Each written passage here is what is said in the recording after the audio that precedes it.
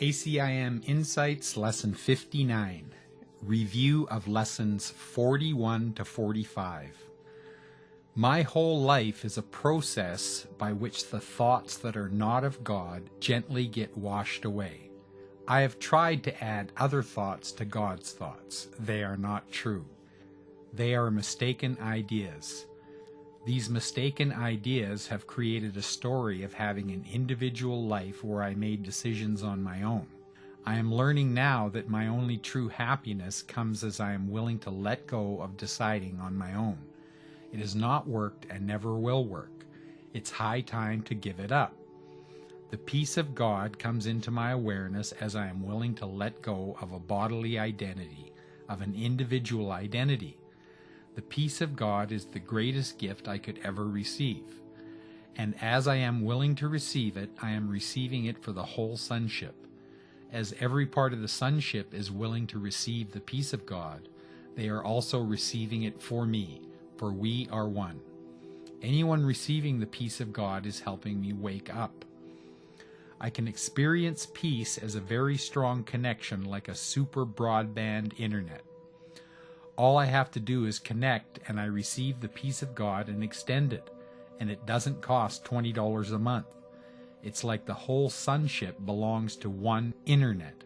As a member of God's internet, all I have to do is connect and I am filled with the peace of God. The presence of peace is always there for me to connect with. I can email anyone, mind to mind, and extend the peace of God and recognize the peace of God in them. There is no fear here. It is constant, unwavering, it's consistent. So all I need do is improve my consistency with opening to the peace of God, and I will feel it always. As I am willing to receive it, I will naturally extend it. This is the meaning of God goes with me wherever I go. It is only my willingness to experience God's peace that turns the connection on and keeps it on. I am willing to practice this today. Hallucinating is just seeing something that is not there. What is seeing in this way is just an image in the mind of the beholder. I am becoming more and more clear that the entire world I think I see is just image making in my mind. The whole world is one big hallucination. When someone is hallucinating, they believe what they see and it blocks their awareness of anything else. This process was powerfully portrayed in the movie A Beautiful Mind.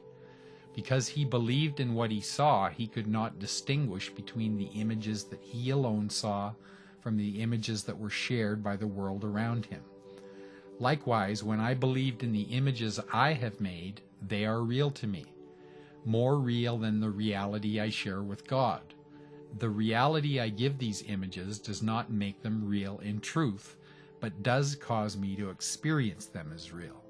Just as the character in A Beautiful Mind needed someone outside his thought system who recognized what was going on to help him begin to sort out the real from the unreal, we need help from outside of our thought system. By the grace of God, we have this help right within our minds, our inner teacher given us by God. This inner teacher helps us to recognize what is not true and what could never be true. It helps us learn not to pay attention to the false images. While we are in this world, the body's eyes will still show us false images.